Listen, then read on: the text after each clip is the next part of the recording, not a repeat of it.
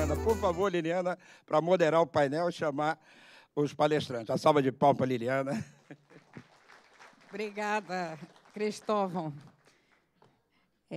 Bom, primeiro de tudo, eu gostaria de, por favor, podia colocar o painel aí, chamar o pessoal que vai, na verdade, falar para a gente tudo sobre isso, porque eu não vou resolver nada, eu só vou perguntar. Então, por favor, eu queria que o pessoal que vem hoje aqui para falar sobre esse assunto, situação atual e futura da TV aberta no Brasil, na era de hoje, venha aqui e sente aqui, sentadinho aqui, bem para o lado de lá, para o laser pointer não entrar no olho. Por favor, José Chaves, da Band, diretor da Band. Olha aqui, temos ilustres pessoas de São Paulo, aqui no Rio, hein? Não nos abandonaram. Gostaria de chamar o Sérgio Santoro, também de São Paulo, da Record. Nosso querido Paulo Cano, que vocês já conhecem, né? Nosso vice-diretor regional e top da TV Gazeta de Vitória, Rede Gazeta, top. Responsável por tudo de tecnologia lá. Bom, o Raimundo Lima, que também veio de São Paulo para falar aqui para a gente. E o Paulo Henrique, que, graças a Deus, pelo menos tem um que é do Rio, né? Que é o diretor da Globo. Enquanto eles vêm, eu gostaria, por favor, põe rapidamente aquela provocação que eu preparei. Eu preparei aqui uma provocaçãozinha, né? Então, vamos passar rapidamente. Depois, nós vamos ouvir. A minha provocação são só perguntas, né? Muito bem. Aqui era como era a TV antigamente, né? Todo mundo sentado, vendo televisão direitinho, né? A família inteira, toda junta, toda prestando atenção na televisão, às vezes um jornalzinho. Só que hoje a gente vê por esse gráfico aí, esse gráfico, como vocês veem, está torto, porque eu tirei uma foto lá no IBC. Isso aqui é o consumo global de vídeo no mundo. E esse gráfico mostra o mundo inteiro, tá? O gráfico mostra que, de 1940 até 2020, você tem essa curva de aumento de consumo de vídeo no mundo, né? O número de horas por semana, aqui zero, obviamente, quando começou em 1940, né? Já 60, tinha 13 horas de vídeo, em média, né, no mundo. Depois, nos anos 80, já tinha 31 horas de vídeo. Depois, aqui em 2000, 36 horas de vídeo. E a gente vê que a curva foi subindo, né?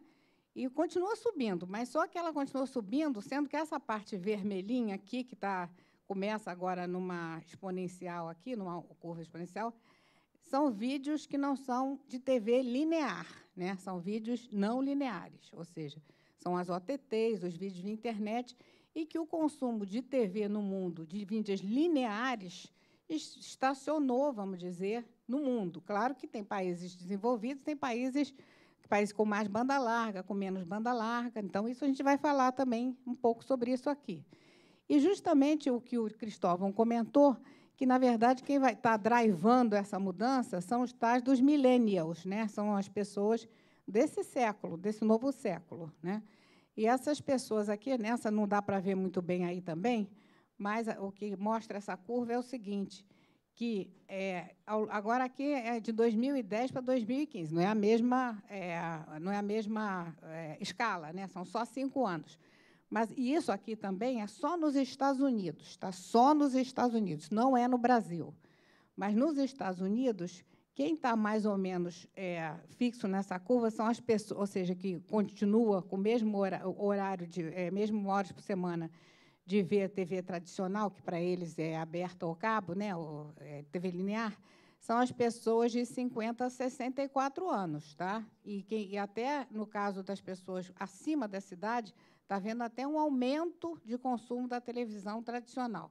Agora, as pessoas de idade mais baixa, vocês veem aqui, caindo o consumo da TV linear, né? Isso é nos Estados Unidos, tá? Bem dito. Então, agora, se a gente tem as pessoas mesmo assim, quando estão numa casa e tal, mas cada um fica olhando para o seu device, né? É muito engraçado isso, porque eu até ia pegar uma foto que eu vi, mas acabei esquecendo que era num restaurante, todo mundo, um grupo de jovens sentados a uma mesa e todo mundo olhando para o device, ninguém falando um com o outro. Eu, francamente, acho isso meio esquisito, mas é assim, né? Parece que é assim. E, então, agora vem as perguntas, né? As perguntas do Brasil. Como está posicionada a TV aberta no Brasil? Quando os jovens ficarem mais velhos, eles retornarão à experiência contemplativa de ver TV?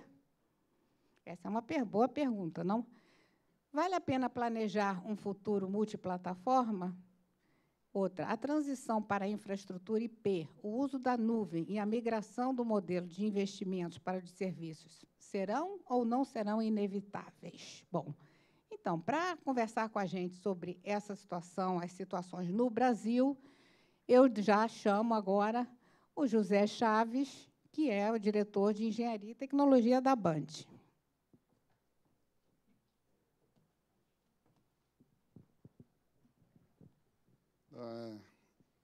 Obrigado. Gostaria de agradecer ao nosso Milton Neves, aqui, o merchan da SET, que o cara, em 5 minutos, apresentou todo mundo, todos os patrocinadores, a Liliana, pela oportunidade, e a vocês aí que dividem com a gente aqui esse palco, esse momento de tanta mudança, de tanta dificuldade, de tanta parceria. Eu fiz aqui uma apresentação bastante sucinta, porque acho que o objetivo é depois a gente ir discutindo, e eu acho que essa discussão não acaba hoje, muito menos nesse ano, né? A gente tem um desligamento aí que vai durar aí pelo menos até mais uns 3 a 4 anos. Então, eu fiz aqui vamos começar a falar sobre o desligamento da TV analógica. Como já foi dito, o desligamento da TV analógica é uma migração natural, em que todos os players, toda a área de tecnologia vem vivendo, né? A gente tem que melhorar a qualidade de áudio e de vídeo e ter um produto que seja mais atrativo para o nosso usuário, para o nosso consumidor. Então, a gente, há 10 anos, vem discutindo essa migração e a gente consegue, finalmente, nesses 2 últimos anos, começar a dar os primeiros passos. E aí, o que acontece? Tanto tempo discutindo, agora a gente, embora tenhamos decidido por uma solução que era tecnologicamente melhor, já começa a ficar ultrapassada em função até do que o tempo não para, principalmente para os engenheiros, né? Então, em Brasília, a gente teve um case de sucesso lá em Rio Verde, foi só para a gente tomar pau, né? Mas serviu como um beta-teste. Brasília foi uma situação bem complicada, mas todo mundo conseguiu correr, a Band melhorou a sua cobertura e até a audiência. Depois, a gente veio para São Paulo, que era um grande desafio. Também, para a Band, foi uma correria, até porque não é um momento para grandes investimentos. Na verdade, o momento não é nem para investimento, né? A gente tem vivido uns momentos bem difíceis. Não só a Band, mas o mercado. Todo mundo sabe. São Paulo foi um exemplo, foi uma ação bastante difícil, mas logramos êxito, né, se puder falar assim. E agora vem os novos desafios, né? Salvador foi tranquilo, Rio de Janeiro vai ser complexo, até pela questão da geografia, né? Temos várias interferências, com muitos reforçadores. Mas o que eu até estava comentando hoje de manhã é que o grande problema para a gente, que nós somos como uma empresa de comunicação de massa, né, o broadcast é para a grande população, não são os grandes centros, porque os grandes centros nós temos que buscar essa migração com os recursos próprios, que é uma questão de sobrevivência. Mas nas áreas periféricas, nas regiões mais afastadas, onde existem ajudas, né, os retransmissores eram de prefeituras, aí sim a gente vai ter grande dificuldade. porque não são núcleos de negócio, né? Então, nós estamos fazendo um trabalho junto com a ABERT, junto com a SET, os principais players estão se movimentando para tentar solucionar uma maneira que possamos fazer um mínimo de investimento com a melhor qualidade. Mas vamos passar. Eu ia falar um monte de coisa, mas a Liliana já falou tudo. Falar que o perfil do consumidor, o comportamento do telespectador vem alterando muito, né? E a gente percebe que, antigamente, a audiência era passiva, sentava em frente à televisão e assistia. Hoje, não. Hoje, o cara é um ator, ele quer colocar, postar. Então, esse modelo que a gente vive sobrevivendo, né, há 40 anos, a gente vê que tem ainda uns 10 anos ou 15 anos de vida, ou não, né?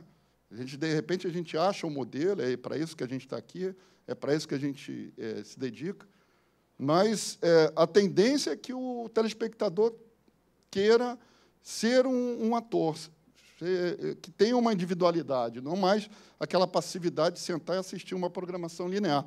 E esse é o nosso grande desafio, é a gente transformar o que a gente sempre fez em alguma coisa que seja adequada para esse novo público, né? A grande frase é que o rei é o conteúdo é que vale, e exatamente isso. Quando você tem um conteúdo bom, você consegue atingir o público, você consegue falar com eles, entram nas redes sociais, eles votam, mas isso tudo se você acertar o conteúdo. E o conteúdo claro, uma grande ideia e um excelente trabalho de engenharia e de operações, para que tudo fique bem feito, tenha qualidade, né, seja coerente, a gente consiga fazer um trabalho, bom, como sempre fizemos, né? A televisão brasileira é referência. Então, é o que eu falei, é crítico. O que a gente percebe? Que, daqui para frente, os investimentos serão diferenciados, né? Aquele modelo também que nós tínhamos de produção linear começa a mudar. Nossos equipamentos estão virando computadores, virando blade. O que a gente compra hoje são licenças que vão rodar em nuvem ou numa nuvem particular, né, privada, dentro da sua emissora, mas a tendência é essa. Então, poxa, cadê minha fita, cadê meu VT, cadê isso? Hoje já está se tornando obsoleto. A Band sempre foi inovadora em tecnologia, já tem 9 anos que ela trabalha tapeless, trabalha com todos os players rodando em cima de blade, em cima de plataforma a base IP, base de computadores. Então, isso eu tive uma grata surpresa quando cheguei lá, porque era muita tecnologia e muita inovação, até bem arriscado, né? Porque eu sou de uma escola que eu queria ver minha fita, eu queria ver meu VT, e tive que, ao longo do tempo, me adaptando, e hoje o mundo é completamente diferente do que a gente sempre fez. Falando um pouco aqui, bem rapidamente, né, o que acontece? Hoje, a migração, né, o que eu estava falando, que nós temos uma plataforma de transmissão que já não contempla o que o ATSC está fazendo, né? O ATSC ele transmitia broadcast, né, com modulação 8 VSB, que, quando a gente estudou, não era adequada, a gente já ia para o FDM. Então, a outra migração, para ser bem sucinto, né, senão eu vou falar tudo e ninguém vai falar mais nada, né? O ATSC 3.0 ele já mescla a aberta com uma codificação mais robusta que confere uma informação maior por megahertz, né? Ele consegue transmitir mais informação, mais conteúdo diferenciado, você escolhe o que você quer, você pode fazer qualquer coisa, mas, em paralelo, ele também mescla o broadcast com o broadband, né? E o que isso também tem de importância na evolução, na mudança nossa maneira de fazer. Cada vez mais, o nosso conteúdo tem que ter mais qualidade. Cada vez mais, o telespectador, o consumidor, quer qualidade. Então, o nosso mundo sempre migra para que tenhamos mais qualidade e um conteúdo de maior abrangência, né? Que as pessoas possam ter mais interesse para vê-lo. Então, já vem aí o 4K, HDR, o 8K já vem aí com a NHK na Olimpíada, no Japão. A gente já teve amostras, aí, principalmente quem é broadcast já viu o 8K durante a Olimpíada. Teve uma pequena amostra durante a Copa do Brasil também, mas na Olimpíada tinha dentro do IBC e tinha espalhado em alguns sites os vídeos para que se pudesse ver e o quanto é diferente, mas também é absurdamente difícil de captar e de transmitir, né? E é isso. Muito obrigado. Muito obrigada, Chaves. Eu gostaria de chamar agora, então, o Sérgio Santoro, também um engenheiro de muita experiência na área de televisão, para ver o que ele vai nos falar agora.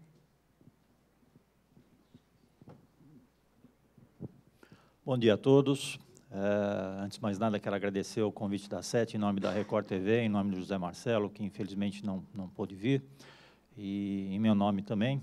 E a ideia aqui da minha apresentação é falar um pouquinho de qual é o estágio atual do Brasil, ou seja, inclusive o título é As Mídias Vistas do Alto, porque vai ser um overview do que nós temos hoje, para ver se tudo isso que nós estamos falando com relação ao avanço tecnológico faz sentido nesse momento, se é uma velocidade que as emissoras não estão conseguindo acompanhar, ou se ainda nós temos um pouco mais de tempo para poder nos adaptarmos, né?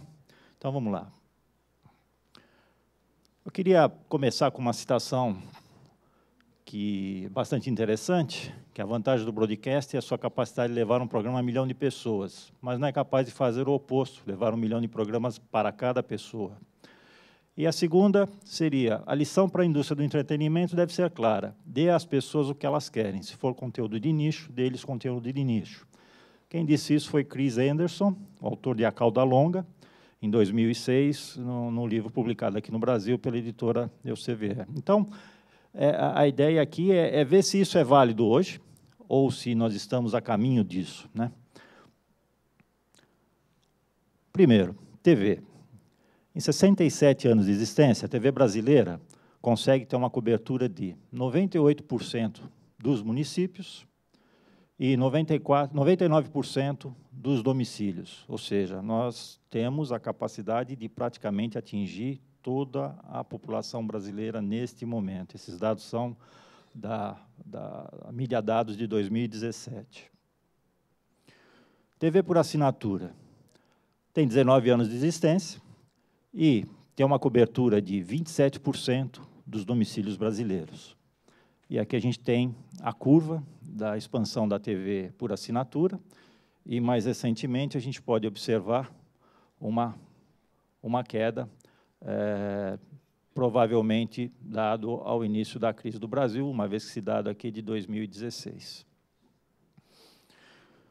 Banda larga fixa. Nós temos 27, praticamente 28 milhões de acessos, correspondendo a 41% dos domicílios brasileiros. E aqui a gente tem a curva de crescimento disso, desde 2007 a julho de 2017. E essa curva vermelha é a queda da expansão, ou seja, isso aqui é medido o percentual sobre o período anterior, e a gente observa aqui que está cada vez mais difícil essa expansão ser tão elevada como nos moldes iniciais. E aqui também a gente tem um outro gráfico interessante, em que a concentração está na região sul-sudeste, ou seja, aqui eu tenho cerca de 44% a 72% dos acessos nessa região, ou seja, toda a parte do Brasil, ou grande parte do Brasil, ainda precisa ter o acesso, ou deve ter o acesso para esse tipo de tecnologia.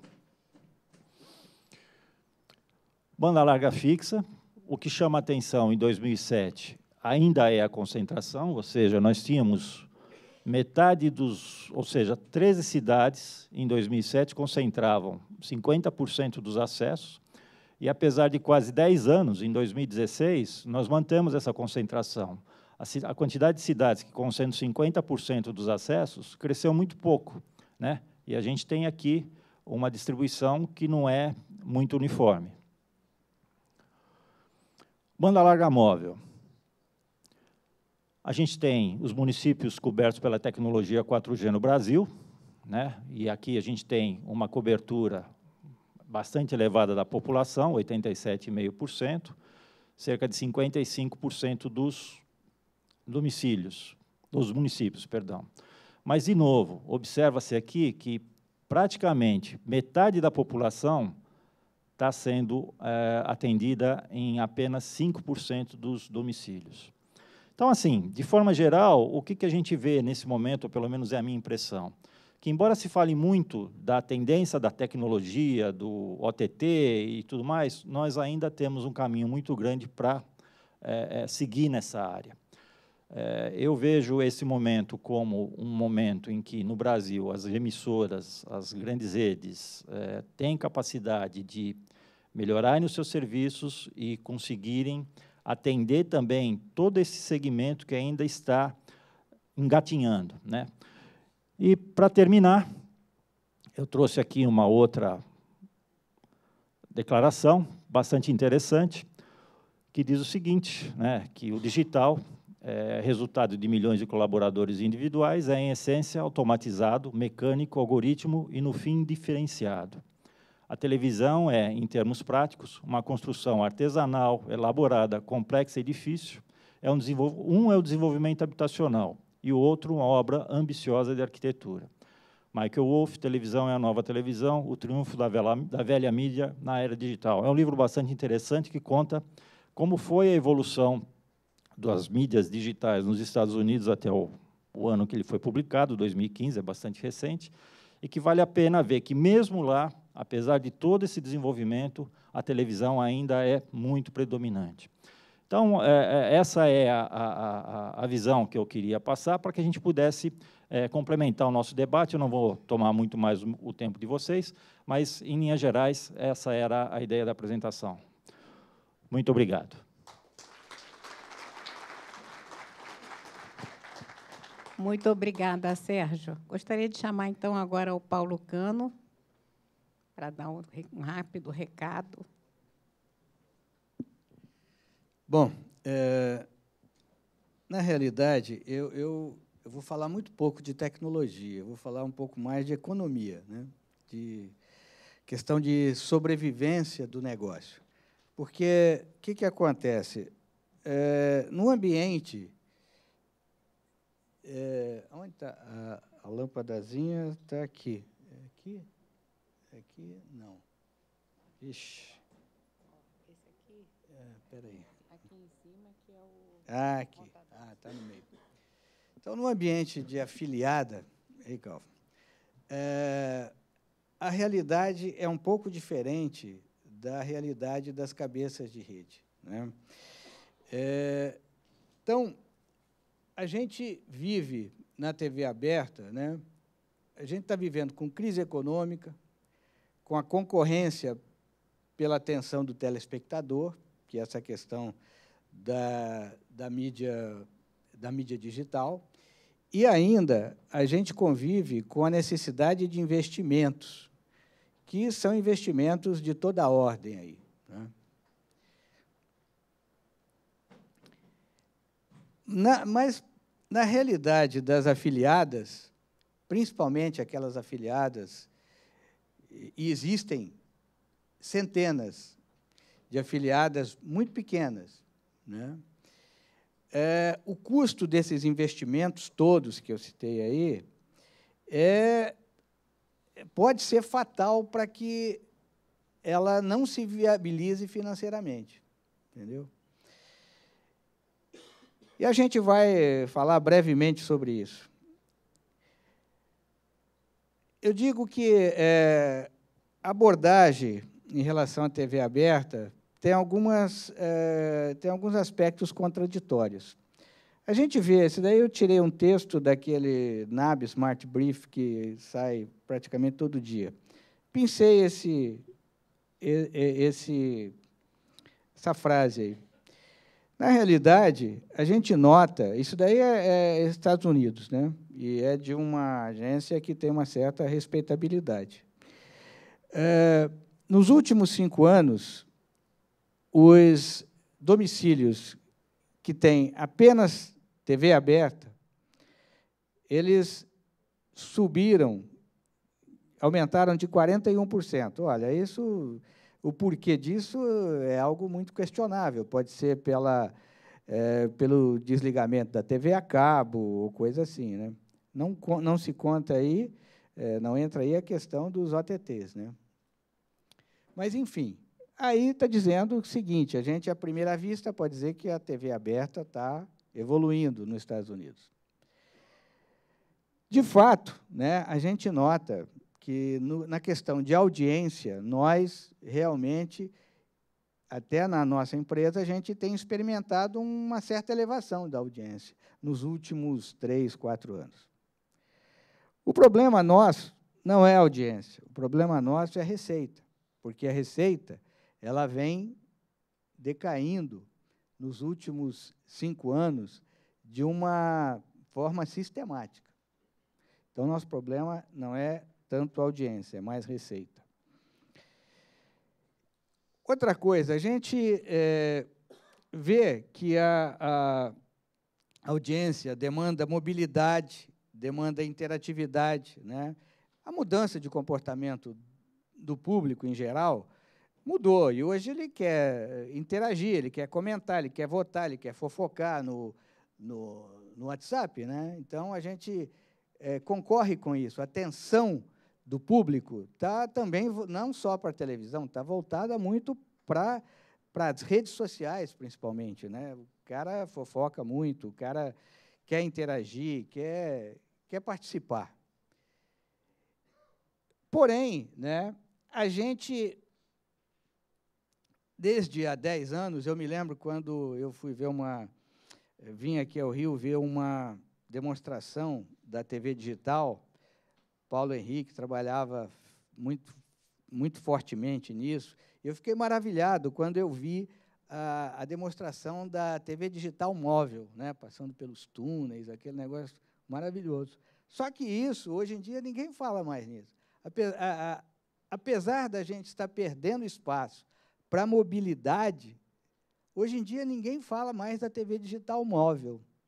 Ficou para trás. A interatividade também, principalmente agora que a gente vai desligar a TV analógica, isso fala muito da TV, da TV digital, qual é a campanha? Imagem de qualidade, som legal, tal, mas não se fala quase nada na questão da mobilidade da TV digital, não se fala nada, mesmo que na segunda tela, via web, não se fala mais disso. E é uma demanda do público, né? Então, esses recursos parece que se perderam aí pelo caminho, né? Eles sofreram um acidente e ficaram por aí. Bom, quais são os fatores que, hoje em dia, mais perturbam, né, a estabilidade das emissoras afiliadas, né? É a crise econômica, né? Como eu disse, as receitas, ano a ano, vêm caindo. Sem dúvida, a mudança de hábito dos telespectadores, né? A atenção dos telespectadores está também muito drenada pelas mídias digitais. Além disso, nós temos pesados investimentos para digitalizar e operar a transmissão, né? Esses investimentos, para uma emissora cabeça de rede, é muito pouco, não é grande coisa, né? Porém, não representa assim, uma percentagem apreciável da receita. Isso, para uma afiliada, principalmente uma afiliada pequena, é mortal, se não for bem calibrado. E, ainda mais, ultimamente, né, a gente tem essas essa questão legal. A gente tem closed caption, audiodescrição, libras. Isso também, por uma grande emissora, uma emissora de capital, vamos dizer assim, mesmo que afiliada, pesa um pouco, mas um pouco.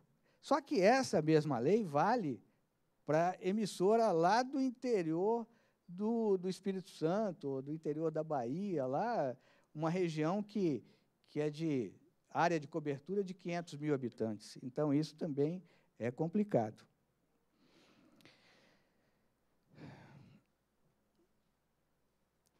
Outra coisa, agora também tem o enfrentamento da concorrência. Então, a gente também tem que investir para operação multiplataforma, que demanda recursos humanos e também tecnológicos.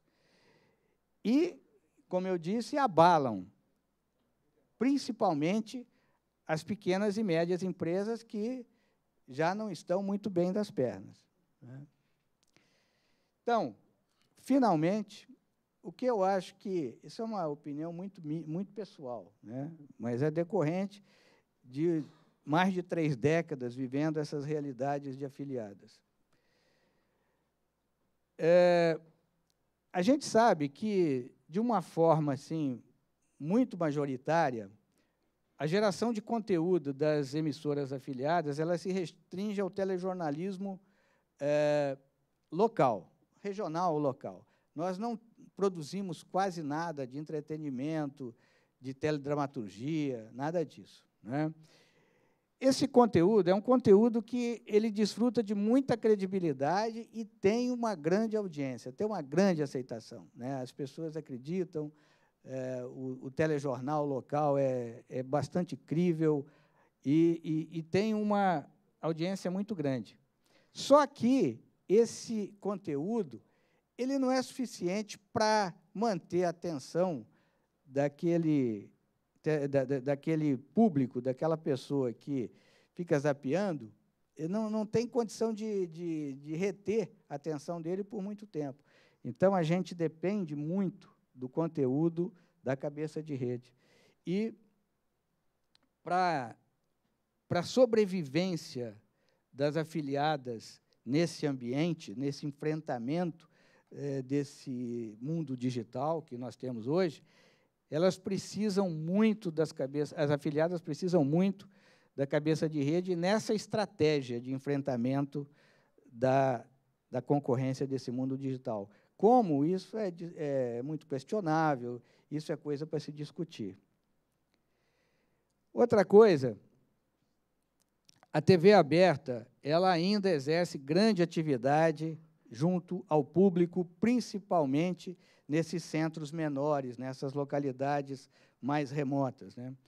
Então, a gente acha que, se a gente fomentasse mais, divulgasse mais essas outras potencialidades que a TV digital tem, como a mobilidade e como a interatividade, mesmo que via web, a gente poderia fidelizar um pouco mais, apesar da grande aceitação, da grande audiência, se a gente divulgasse esses features da TV digital, eu acho que a gente poderia fidelizar ainda mais o público com quem a gente trabalha. Tá? Então, é basicamente isso aí. Essa é a nossa realidade.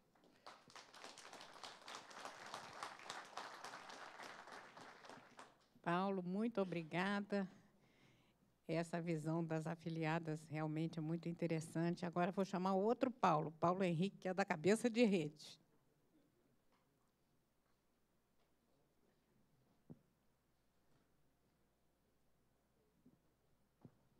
Obrigado.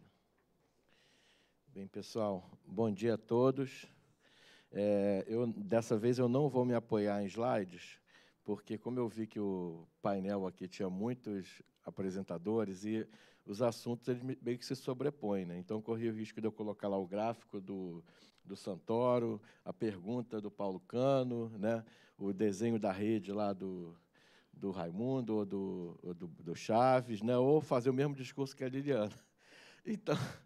Então, como esse é um assunto que a gente trabalha, assim, é o nosso dia a dia, né? Acho que é o dia a dia de todos aqui, eu trouxe umas provocações, que, como o Paulo falou, a questão não é de engenharia, eu vou dar uma viajada um pouquinho maior, até porque eu agora tenho essa prerrogativa de viajar, porque, além de tomar conta da área de transmissão, né, o broadcast raiz, lá, pé no chão, eu tomo conta da área de pesquisa e desenvolvimento também, né, que é uma área mais com olhar para o futuro.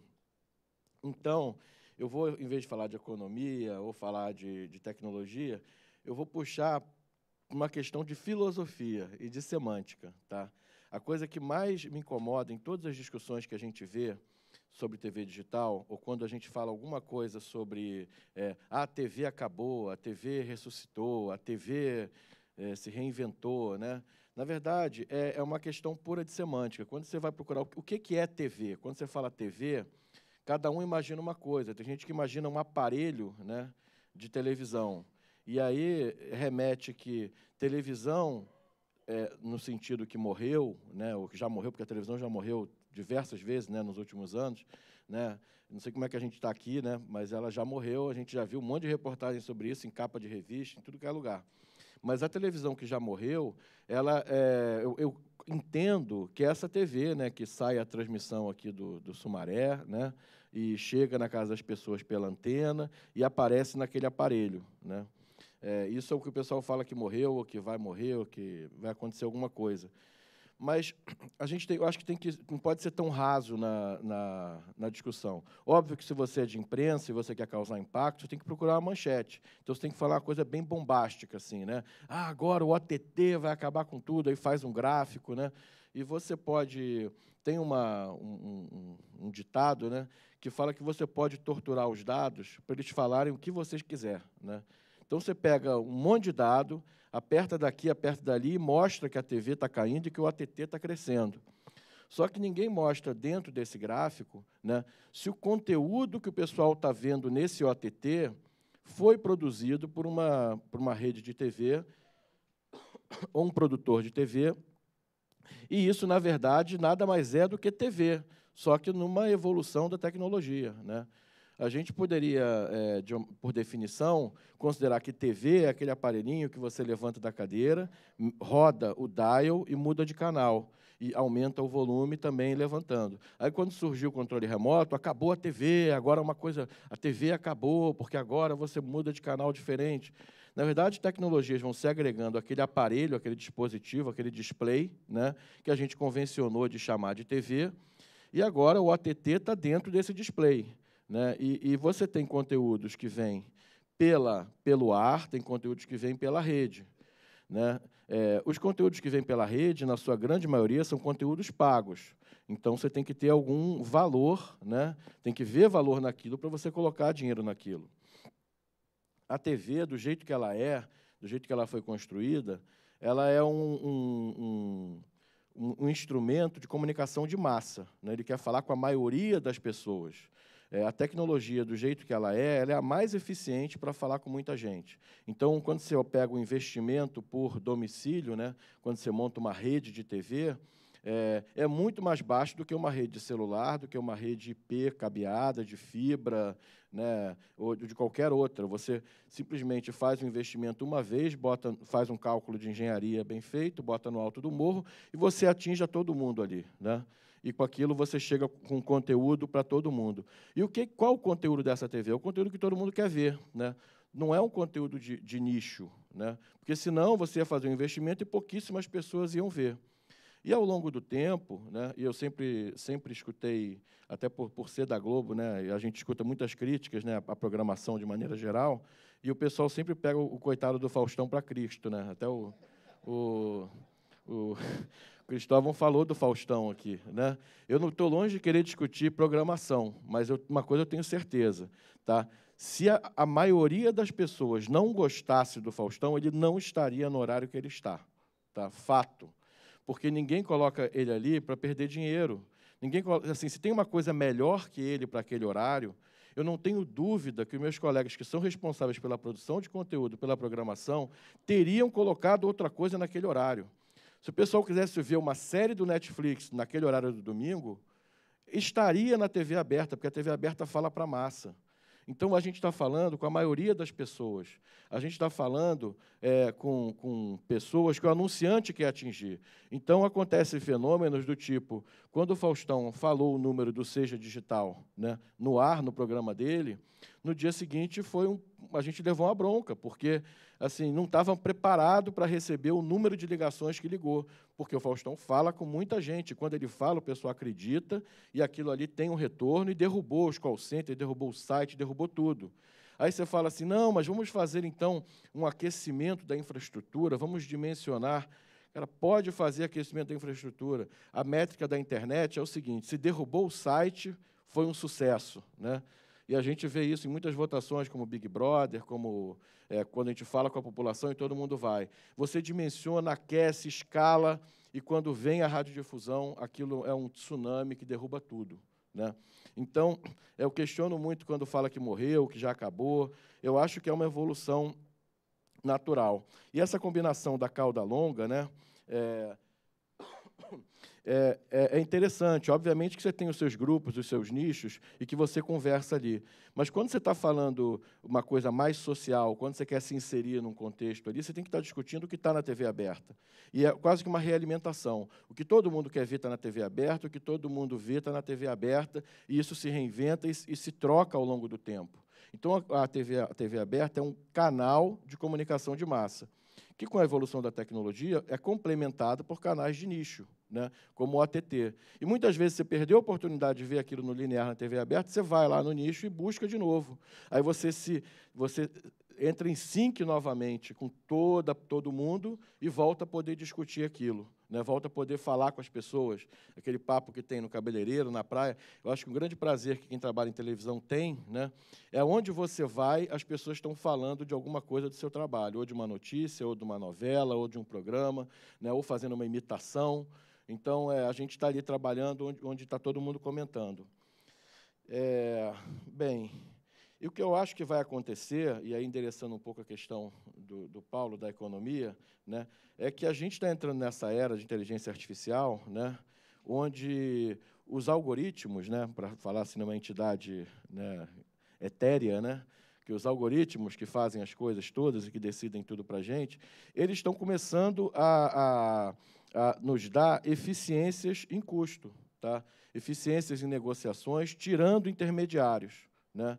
Quer dizer, se o intermediário não agregar valor, né, nessa economia do futuro, ele vai desaparecer e vão aparecer outras coisas, né? Nesse sentido, eu acho que quando você tem uma curadoria que agrega valor para a massa, eu acho que a TV aberta continua tendo esse papel. Da mesma forma que o OTT, com recomendações, mas assim, é um pouco desagradável você estar fora de sync do mundo, né? Cada um assistindo o seu, e quando você encontra alguém, você vai falar de Game of Thrones, o cara fala, não fala comigo não, que eu ainda não vi esse, eu estou vendo o anterior. Né? E aí cada um está num time diferente, e você não pode conversar sobre certos assuntos. E aí, cada vez ganha mais força o conteúdo real time, né? Os esportes, né, que tem um resultado ali que importa na hora, ou até mesmo uma novela que todo dia, né, acontece uma coisa nova. Você perdeu um capítulo, não adianta você conversar sobre ele daqui a 2 semanas, porque já foi, já é outra história, né? Eu acho, sinceramente, que tem espaço para todos, tá? E qualquer estratégia, qualquer meio de distribuição que se baseie em assinatura, ela, no longo prazo, ela tem que mostrar o valor. Porque se ela começar a ratear, começar a não dar valor, as pessoas cortam. Eu acho que um exemplo são os millennials americanos, que começaram a cortar a TV a cabo. Eles viviam num mundo onde tinha uma fatura lá de água, luz, telefone e cabo, né? E aí, quando eles mudaram para morar sozinhos, eles viram que o cabo era muito caro e que eles conseguiam pegar a TV aberta de graça e pagar uma taxa ali para o OTT, que também agregava alguma coisa.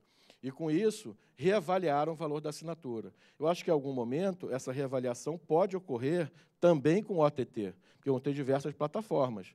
E eu acho que a mais eficiente é que vai perdurar. Agora, quanto à publicidade, que é o modelo de negócio da TV aberta, eu acredito que é um modelo de negócio que, assim, a própria indústria de internet viu isso, né? Logo no início, todo mundo queria fazer portal fechado na internet, né? E aí tinha assinatura. Aí tinha o América Online, né? Tinha o UOL. Você pagava para ter acesso ao conteúdo, num modelo muito de TV paga, né? O conteúdo premium era pago. E aí veio uma empresa que revolucionou isso, que ofereceu um serviço que as pessoas queriam em troca de ver comercial, né? Chamado Google. E aí o Google começou a fazer um modelo de negócio da televisão na internet, enquanto todas as TVs faziam um modelo de negócio de TV paga na internet. E aí eles dispararam nessa curva, né? Mesma coisa o Facebook, né? Ninguém paga para o Facebook, mas você vê anúncio, e eles rentabilizam em cima disso. Então, eu acho que essa prova é uma coisa que vai acontecer no futuro, tá? A gente vai ver que esses modelos tem que se mostrar eficientes. Quando a TV aberta faz uma propaganda de supermercado, né, com uma promoção boa, o anunciante ele tem certeza que vai acabar o estoque dele, porque todo mundo vê aquele anúncio, se é bom mesmo, ele vai para lá. Se o cara faz um lançamento de carro, se faz um comercial bonito, todo mundo vai comentar aquilo. Então, é um meio que eu acho que é muito eficiente. Eu não fico tão preocupado assim. A minha maior preocupação é com essa discussão de que vai acabar, né? O cinema está aí há muito tempo, já foi ameaçado de acabar várias vezes, né? E eu acho que ele está muito mais ameaçado que a TV do que pelo OTT. Porque o que acontece? Antigamente, no cinema, vocês via filmes românticos, né? filmes de comédia, filmes mais cabeça, e agora o cinema está se fechando para um nicho de filmes de ação de produção muito cara, né? Por quê? Você vai ver um filme do Woody Allen, você pode ver no OTT, né? Você tem uma tela grande em casa, você tem qualidade, você tem o som adequado. Agora, você vai ver o filme dos Vingadores, né, com os melhores efeitos visuais do mundo, você quer ter aquela tela monstruosa, você quer ter a cadeira vibrando, o ingresso do cinema é caro, começou a não viabilizar essas produções mais que não são esses live actions caríssimos, né, esses blockbusters, e isso migrou para a plataforma OTT e para a própria televisão. Então, assim, o cinema, que já foi ameaçado várias vezes, está se fechando no nicho, né? E depois, quando você vai explorar as diversas janelas, esse conteúdo acaba caindo na televisão, na TV aberta e também no OTT. Bem, para fechar aqui, eu vou falar só a última coisa que eu acho que é importante pontuar, né? A gente tem que trazer, né, os jovens para essa discussão, porque eu vejo muito o seguinte: na nossa equipe não tem só pessoas, né, experientes, que eu estou vendo uma plateia aqui muito experiente, ó, tem uns jovens salpicados aqui, né? Mas eles é que vão trabalhar nessa revolução. Então, a gente tem que passar a nossa experiência para eles, acalmá-los no sentido de que não acabou, não é o fim do mundo, não deixar eles entrarem nesse marketing, nesse hype do marketing do futuro, do que é cool, né? E mostrar para eles, pedir para eles essa ajuda para a gente salvar essa magia da TV. Porque, para mim, não tem coisa mais mágica do que o conteúdo que a gente leva para as pessoas e a maneira que a gente leva para as pessoas. Por mais que a gente estude telecomunicações, né, sair uma onda eletromagnética lá do Sumaré, ir pelo ar, entrar numa antena e se materializar a imagem na frente, isso sempre foi mágica, né? E quando as pessoas percebem isso, entendem isso, isso tem um valor muito grande. E é isso que eu queria compartilhar com vocês, gente. Obrigado.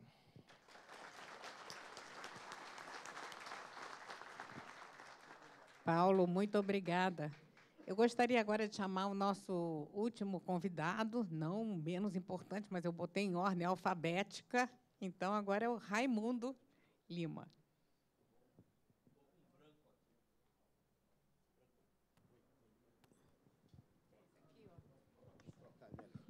Bem, vamos lá. Obrigado, Liliane. Vamos inverter um pouquinho, eu vou ficar do lado de cá. Eu, exemplo do Paulo Henrique, também não estruturei uma apresentação, até porque achei tuas perguntas muito boas para serem respondidas. Queria ver se era possível voltar com as tuas perguntas, porque eu quero falar pontuada em cima das tuas perguntas. Pois não, Cristóvão? Sei que você queria falar. Enquanto a Liliane posiciona ali as perguntas, queria agradecer aqui a organização do evento e dar um recado para o professor Cristóvão. Ele foi meu professor há alguns anos atrás, e eu fiquei maravilhado quando eu tive um mestre que não era calmo, agitado, inconformado com tudo. Então, vou te pedir, não se acalme, como já foi pedido para ti. Continua nessa batida, que é isso que faz a diferença no nosso campo. Tá? Só as perguntas, Liliane, por favor.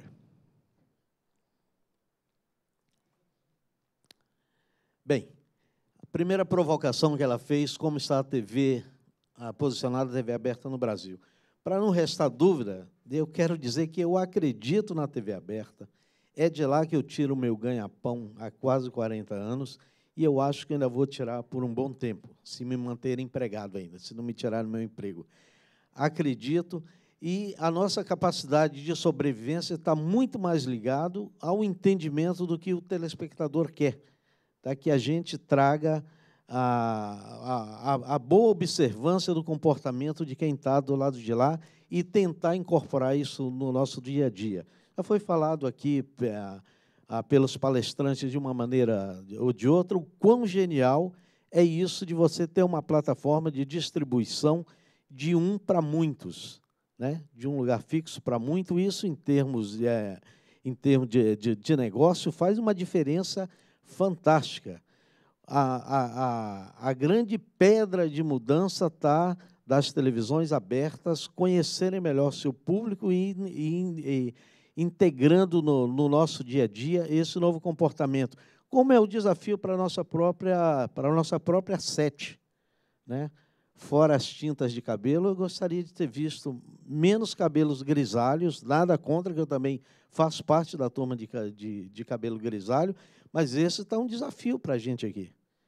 Cadê o pessoal com cara de estudante? Cadê o pessoal que não tem cara de estudante, apenas consome sentado aqui nesse auditório? E não foi por falta de esforço de divulgação. Mas esse é o desafio que a gente tem que perceber. Isso também está dentro das nossas empresas, né? E uma das razões por que a televisão aberta no modelo brasileiro não morreu e não está perto de morrer. No nosso modelo, nós também somos casas de produção. O Paulo Henrique aqui pontuou uma coisa bem interessante. Quando você vai para as outras plataformas, o que é de conteúdo que está lá? É o que a gente produz, basicamente, nas nossas casas de produção. Netflix, Amazon, por mais que eles venham com material exclusivo, com conteúdo exclusivo, esse conteúdo se assemelha. Ninguém diria que não tivesse sido produzido dentro das nossas casas de produção, um exemplo que a gente tem aqui no Brasil. TV Globo, SBT, TV Record, Band, todos nós somos uma casa de produção, em alguns aspectos até mais forte do que somos emissora de televisão.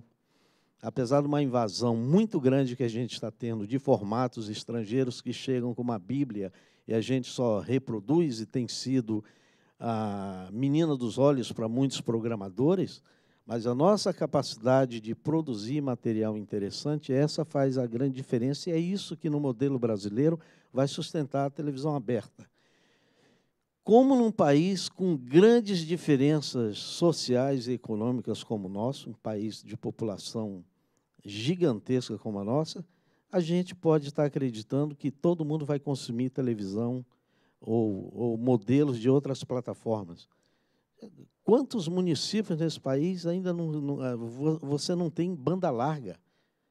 A situação das pessoas para pagarem para ter isso, a televisão aberta é ainda um grande negócio. Se nós soubermos nos posicionar e explorar isso, ela vai continuar por muito tempo ainda. Por muito tempo, forçar um pouquinho a barra, mas, pelo menos, em médio prazo, ela vai continuar forte como está. Vejam ainda, o problema, como o Cano falou, está na receita publicitária. Eu estou há 6 anos à frente da diretoria técnica de operações do SBT. O orçamento bruto da minha diretoria é até mais baixo do que 6 anos atrás. O que a gente tem aumentou o nosso investimento, porque a gente teve que trocar o parque tecnológico da emissora. Mas eu tenho, na minha diretoria, menos headcount, menos pessoas fazendo. O desafio está qualificar a equipe, mas a gente consegue já fazer com menos despesa. Nós, do lado da despesa, pelo menos na empresa que eu trabalho, somos um sucesso. não somos reconhecidos como tal, mas nós somos um sucesso. Fazemos uma televisão cada vez mais barata. É que o comercial não está trazendo a parte dele. Aí tem, não é uma área que eu domino muito bem, mas ali precisa de estudo para saber como está sendo dividido.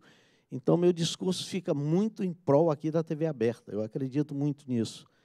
Quando os jovens ficarem mais velhos, eles retornarão à experiência contemplativa de ver TV? Não. Com certeza não. Ninguém recupera o tempo para nada.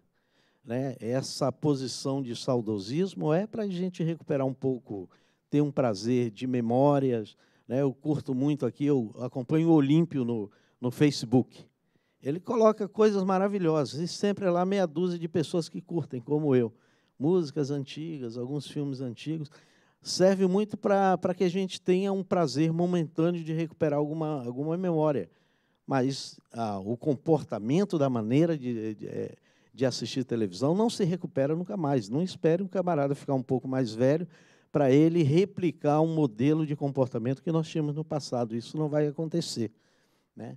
Vale a pena planejar um futuro multiplataforma? Isso já é realidade. Todos nós aqui temos dentro das nossas emissoras experiências multiplataformas fortes. O SBT, ele sozinho é responsável por um tráfego de 19% de tudo quanto é vídeo de televisão consumido aqui no Brasil. É muita coisa. Talvez a gente não encontrou um modelo de negócio que rentabilize proporcionalmente para a gente. Mas está lá, não dá mais para retornar com isso. Né? A transição para a infraestrutura IP, o uso da nuvem, a migração do modelo de investimentos para serviços serão ou não são inevitáveis? Isso é fundamental, faz parte do exercício para a gente colocar um pé na frente. Para que a gente possa abrir a discussão, quero responder a última coisa que eu vi aqui na apresentação do Cano, que ele fala do ponto de vista das afiliadas. Hoje em dia, as afiliadas, pelo menos na rede que eu trabalho, são pedra fundamental. Algumas delas estão salvando a nossa receita.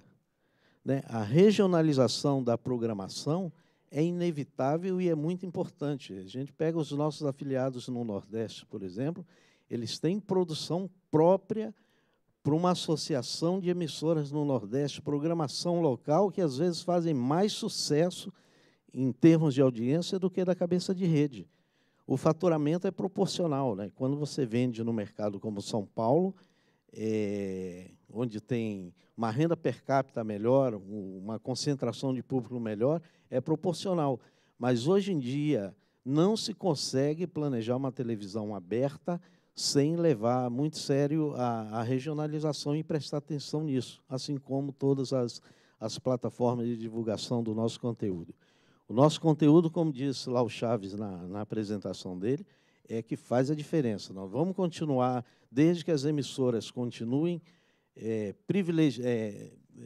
privilegiando, prestigiando o pessoal de criação, que é isso que a gente não deve abrir mão.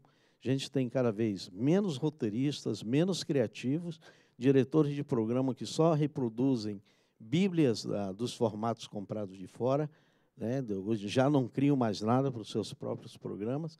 É isso que a gente tem que procurar resgatar para que a gente continue valorizando a nossa televisão aberta. Obrigado.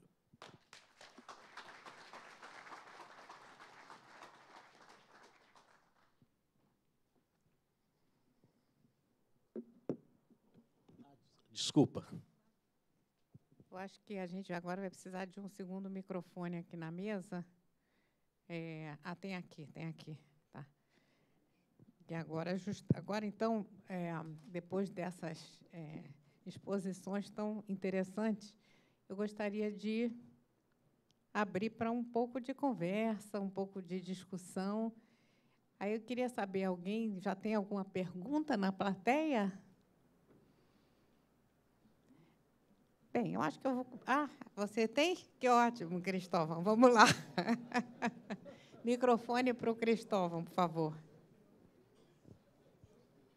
Não, primeiro é a tréplica com Paulo Henrique. Paulo Henrique não foi eu que falei do Faustão, não. Foi um aluno meu. Não foi eu, não. Eu procurei 3 posições do Reed Hastings, Netflix, que falou que a TV ia acabar em 2030. Depois coloquei do Ricardo Soares, que falou o oposto, que a TV aberta não vai... E depois coloquei do aluno meu, que é o conteúdo. Ele me perguntou, professor, será que eu vou conseguir sentar um jovem, só porque ele faz 23 anos, na frente de uma cadeira, só porque ele ficou velho aos 23, para assistir Faustão? Mas não fui eu que falei isso, não. Mas minha pergunta não é essa, não. A minha pergunta para a mesa é se o problema da receita, né? Problema que o que sustenta a TV aberta são os breaks e o merchan, principalmente, né? E produção de conteúdo por fora, para o exterior, Globo Internacional e tal. A pergunta é a seguinte, será que está rentabilizando para o dono do negócio? Vou falar, por exemplo, cada Globo está rentabilizando para a família Marinha, cada Band está rentabilizando para a família Saad, agora para a Turner, né? Que a Turner também tem uma participação, não tem? Depois tu explica esse negócio da Turner, que eu não sei explicar. Me inclui fora dessa. Não, eu quero saber se está rentabilizando, porque a minha dúvida, a parte técnica, eu não tenho dúvida, do RF, eu sou de RF, quero que o RF permaneça. Eu quero saber se está rentabilizando aqueles valores EBITDA, todos os indicadores, vamos dizer, econômicos. Se o dono olha e diz, esse negócio está bom, ou vou aplicar na Bolsa, sei lá. Quero se está sendo rentabilizado para o cara que mete a mão no bolso para pagar o OPEX e o CAPEX. Bem, quem gostaria? Chaves? Eu gostaria de responder questões de engenharia, né? Fica mais fácil. Fica mais fácil. Tá muito difícil, né? Hoje, a migração não só da tecnologia, mas há uma migração muito grande e uma expectativa de que se faça receita no mundo que a gente ainda não vive, né? Então, a gente vê aí que cada ano 13% tem aumentado a receita para as mídias digitais, só que isso não pinga, né? Não tem o poder de caixa que tem o nosso modelo. A gente está vivendo numa era que a gente tem que digitalizar toda nossa cadeia de produção, e isso é o grande investimento, e a gente está agora, já vem aí uns 5 anos, fortemente mudando a nossa cadeia de transmissão e retransmissão. Então, é um investimento muito grande, e um momento que o país passa de uma recessão, o dinheiro que era uma grande fonte de funding da TV não tem colaborado, não tem entrado. Certamente as empresas estão buscando fôlego e criando uma expectativa, vivendo uma expectativa de melhora. Eu não tenho os números certos, mas o que a gente vive é um cenário de recessão profunda. Isso impacta diretamente na linha de produção, na linha de reposição de tecnologia, né?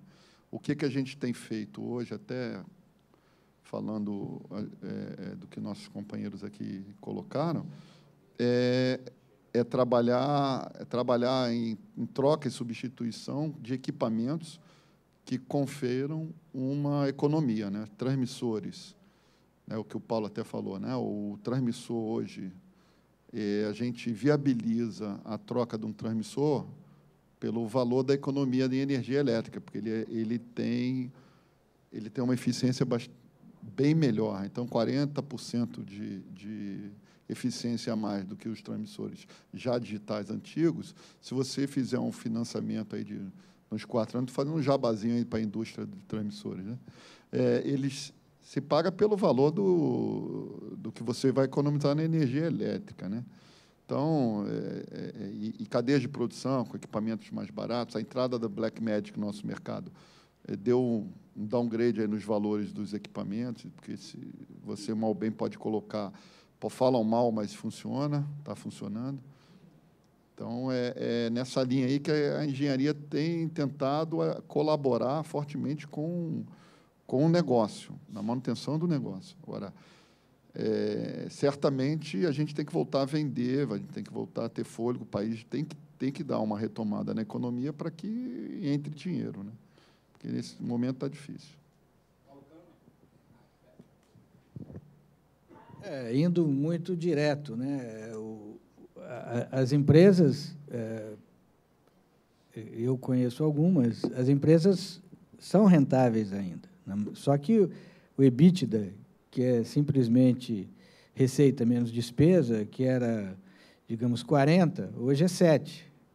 E isso não é lucro ainda, EBITDA não é lucro. Ainda você tem que pagar investimento, pagar financiamento e tudo mais, e o que interessa é o que fica lá, o fluxo de caixa, né? Ainda sobra alguma coisa, entendeu?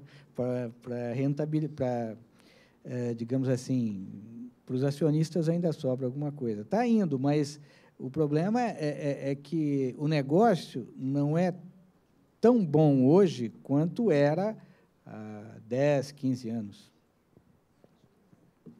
Eu até queria aproveitar esse gancho que você... bom, você quer falar, Paulo, agora? Jogo rápido também. Obviamente, para suportar aqui todo mundo e falar que eu acho que a gente, com um papel de tecnologia, né, de engenharia aqui de TV, a gente tem uma responsabilidade muito grande de, nessa nova era, né, da informação, gerar possibilidades de você fazer de uma maneira mais econômica, né, tudo, né? Você conseguir repensar processos, repensar estruturas, repensar equipamentos, para ajudar desse outro lado.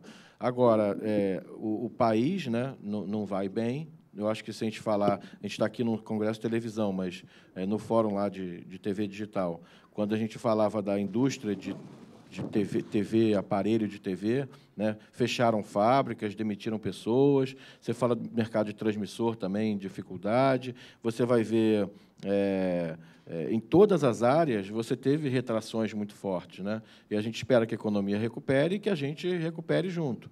Mas eu acho que não existe a era de ouro, né, não só da TV, mas de quase tudo, né, está acabando, porque com acesso aos dados, com as desintermediações, com os algoritmos, né, a gente começa a ter facilidades para cortar os excessos e aí chegar numa equação talvez mais justa, né, onde realmente se ganha menos em tudo, né. Assim, quem não está satisfeito, eu tinha um professor de economia que falava assim: você está chateado com o lucro dos bancos? Pô, compra ação de banco, né? Aí você vai lucrar junto com ele, né? Então, acho que a questão da economia em si, ela tem que buscar um equilíbrio estável, porque eu acho que a indústria não desaparece, mas todas as indústrias vão chegar num ajuste, até mesmo a dos bancos, né? Eu acho que, para a gente extrapolar mais aqui ainda.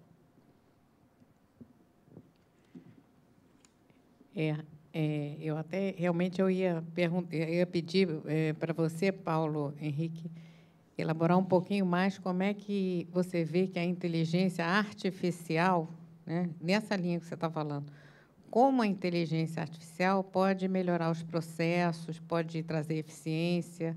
Gostaria que você elaborasse um pouquinho. Tá, esse campo é muito vasto, né?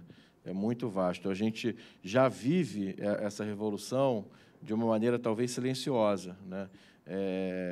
Empresas de seguro já começam a pegar os dados que a gente gera, analisar e dar propostas personalizadas, da mesma forma que a gente faz a curadoria do conteúdo, né, para poder oferecer o conteúdo personalizado, baseado na sua navegação na web ou no conteúdo que você já assistiu, o que você gostou.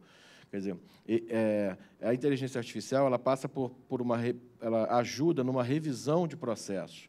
Você pode colocar um algoritmo, né, de clusterização, um algoritmo de otimização para rodar e perceber oportunidades de melhoria. Você pode pegar tarefas que, de certa forma, são passíveis de serem automatizadas com segurança e você mover a sua força de trabalho para áreas que têm mais valor, né, um trabalho mais intelectual e menos automatizado.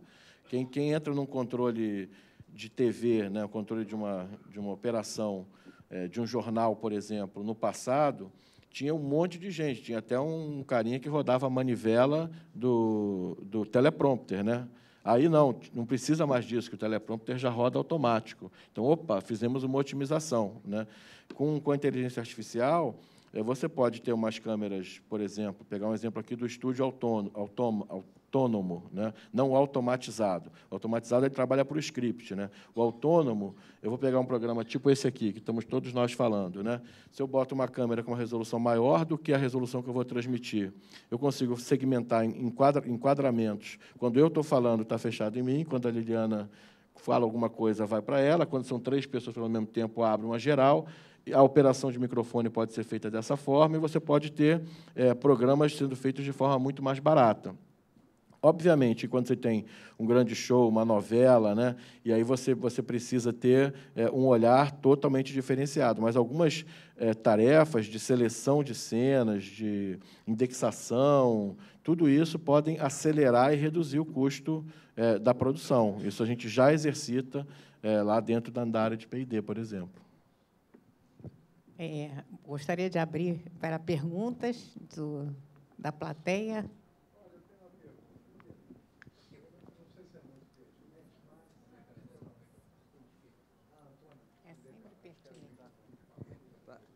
Bom dia a todos, bom dia à mesa. Tá?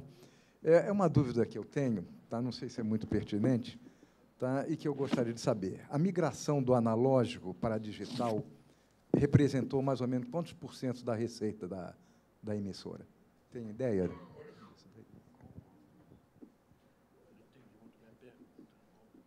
Se isso cresceu alguma coisa?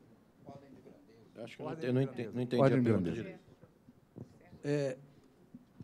Veja, na realidade, nós tivemos que passar um período de transmissão simultânea, e isso acarretou um custo adicional. Obviamente que, com o desligamento do analógico, você teve uma redução, falando somente da questão da transmissão do transmissor, você teve uma redução de consumo de energia elétrica agora, recentemente, que foi significativo. Mas eu não diria que isso é o salvador da pátria do nosso negócio, ou seja, nós passamos por um período de duplo consumo, vamos chamar dessa maneira, e que agora se reduziu e voltamos aos moldes de operação que tínhamos antes dessa transição. Acho que os maiores custos da televisão estão na parte de direitos, né, e de criação de conteúdo, né? A tecnologia, ela não tem um custo assim significativo frente aos outros custos. E só para complementar, aproveitando que você falou e ali na pergunta da inteligência artificial, no IBC desse ano, a Disney apresentou um projeto que, por exemplo, você apresenta um roteiro, tá, para um computador, né, para um algoritmo, e ele faz diversas etapas até o storyboard e a animação. Então, ele interpreta o que está escrito, cria como se fosse a edição, os enquadramentos, e dá sugestão de como você fazer um filme. Tá? Isso pode ser feito para fazer um filme de cauda longa, conteúdos personalizados ou muitos conteúdos, de uma maneira barata para atender essa cauda longa, e pode servir também de inspiração. A gente tem, por exemplo, dentro do blog do Globoesporte.com, nós temos o Numerólogos. Numerólogos é um algoritmo que escreve um artigo. Tá? Então, as pessoas leem e acham que alguém escreveu, né? Na verdade, teve uma curadoria, mas o algoritmo escreveu o texto inteiro com a análise da rodada do Campeonato Brasileiro. Então, isso é uma maneira de você acelerar, né, tarefas ou customizar para determinar nicho. Eu posso tunar o algoritmo para falar para a torcida do Flamengo, e tunar o algoritmo para falar para a torcida do Corinthians, e ter conteúdo personalizado. E, com isso, ter mais audiência, e, com isso, ter mais atratividade, e aí buscar mais receita. Então, acho que esses seriam os caminhos. Tem uma outra pergunta ali do Davi.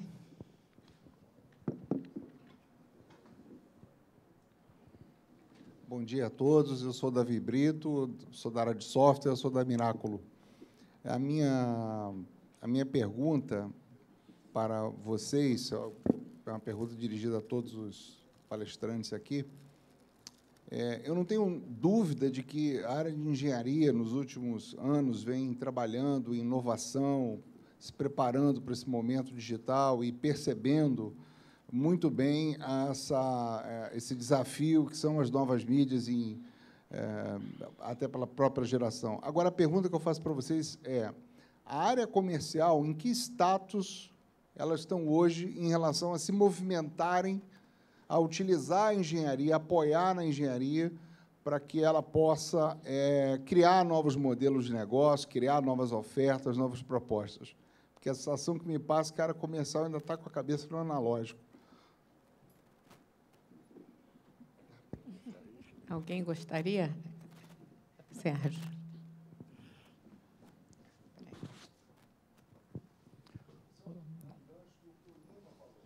Perfeito. Lima, você quer responder? Faz a tua colocação. Veja, Davi, honestamente, pela minha vivência pessoal, acho que você tem razão. A nossa área comercial ainda vive nos moldes do mundo analógico, ou seja, falta um pouco de empenho no sentido de procurar novos caminhos de receita e talvez até pela questão do dia a dia deles e pela questão de não estarem muito adeptos, não estarem muito par e passo com o que está acontecendo de novidade e que a engenharia eventualmente poderia suportar, né? De forma geral, esse é o cenário. Acho que foi bem colocado pelo Davi, apesar de eu não ser a pessoa ideal para responder, mas eu sou afetado por um outro lado, que eu estou na parte da engenharia de tecnologia dentro da televisão. De uma maneira geral, nós convivemos muito pouco nessa troca de bola, junto com o pessoal do comercial. Talvez agora, não é de agora, não é desse ano, a crise que o departamento comercial vem enfrentando, de bater as suas metas e tudo. Nesse momento, eles começaram a se voltar um pouco mais e ter uma preocupação maior, né? A multiplataforma, por exemplo, dentro do SBT, só recentemente ela ganhou um status de diretoria. E ela nasceu dentro do departamento comercial. O diretor de multiplataforma ele está sob o diretor comercial da emissora e não sob a diretoria de tecnologia. O que a gente caminha é fazer uma divisão do como fazer ficar com a tecnologia, mas a venda propriamente dita ficar com a diretoria comercial. E como falou o Sérgio, talvez pela pressão de bater metas, né? O cara acorda, vai dormir, o dia inteiro dele é correndo atrás de meta, porque o próprio salário do pessoal de comercial é composto, boa parte, por comissão, né? E quando você tem contas a pagar no final do mês, você quer vender qualquer coisa, né? E muitas vezes você deixa a tua bandeira um pouco de lado para tentar vender de qualquer maneira. Então, também cabe, vamos dizer, na disputa interna, né, que tem em qualquer lugar, você também coibir esse tipo de coisa. Mas cabe a nós, de tecnologia, levantarmos uma bandeira e dizer, olha, aqui você pode ter uma opção. Eu procuro fazer muito isso, levar opção, e tem funcionado, levar caminhos que o departamento comercial talvez deixou de explorar por não ter visto isso. Não adianta você também ficar só no seu canto. Tem muito dever de casa para fazer internamente. Bem, eu até queria perguntar para vocês, não sei se vai dar tempo. Ah, tem mais uma pergunta, então está certo. Vamos lá. Por favor. Bom dia, senhores. Eu sou Paulo Ernesto, professor da Estácio. Eu queria saber, evidentemente, se já existe alguma resposta. Vai haver espectro suficiente em simulcast para 4K? Olha, eu acredito que sim. Tá? Uma resposta, digamos, polêmica, tá? Mas eu acredito que sim, porque eu vejo da seguinte forma: a radiodifusão é um instrumento muito importante, né, até mesmo da democracia, para você ter acesso a todo mundo, ter acesso à informação, né, e com o controle remoto da mão, mudar de canal na hora que você quiser. Quer dizer, ter essa escolha e ser gratuito, né, ser livre. E a evolução tecnológica é uma constante na vida, as coisas vão evoluindo. E, para você ter um uso eficiente do espectro, você precisa incorporar tecnologias. Se em algum momento você para de evoluir, fica com um padrão estagnado, você não está fazendo um bom uso do espectro. Então, terão que vir novas gerações, né? Agora, qual é a solução para isso? Eu acho que ela vai ter que ser desenhada, tá? E a gente está no momento agora do desligamento do analógico. Eu acho que é importante todo mundo saber que essa evolução acontecerá, quer queira ou não, né? Você ter uma melhor eficiência do espectro é uma responsabilidade de todo mundo, e, para isso, a gente tem que resguardar as faixas de TV que estão hoje em dia, né? A TV já abriu mão de uma parte da faixa, né, nos 700 MHz. Fora do Brasil, tem disputas na faixa de 600, principalmente no lugar onde a televisão aberta não é importante, como é importante no Brasil, né, onde ela não é o principal meio, como é no Brasil, né, de acesso à informação, entretenimento, cultura. Então, o Brasil ele tem essa responsabilidade de resguardar espectro para a transição. Nos grandes centros, o espectro já está congestionado hoje, né? E ali a gente vai ter um grande desafio. Vai ser nas principais cidades. Mas eu acredito que teremos, no momento certo de discutir isso, teremos alternativas, sim. Ok, obrigado. Bem, então, eu agradeço. Primeiro, eu gostaria de só fazer um fechamento, dizendo que, como vocês veem, os desafios são muito grandes. E eu espero que a SET seja um ponto de encontro para que a gente discuta esses desafios e consiga até indicar coisas que possam ser feitas para a gente superar esses desafios, como superamos outros desafios no passado. Vejo que um grande desafio da própria SET é trazer gente mais nova, é trazer o pessoal jovem, né, para cá, e para nos ajudar a pensar com a cabeça digital, porque muitos de nós aqui não somos nascidos nessa era digital, então, realmente, a gente precisa de pessoas que sejam nascidas nessa era para nos ajudar. Então, eu desde já, peço ajuda também a todos vocês, especialmente aos professores, né, para interessarem as pessoas, os jovens, para vir também discutir com a gente, não só a TV aberta, mas todas as mídias, e como que essas mídias todas podem continuar oferecendo no Brasil o que há de melhor em termos de entretenimento, de informação, né, e de tudo que a população, então, precisa. Então, por favor, gostaria de pedir uma salva de palmas para os nossos palestrantes aqui.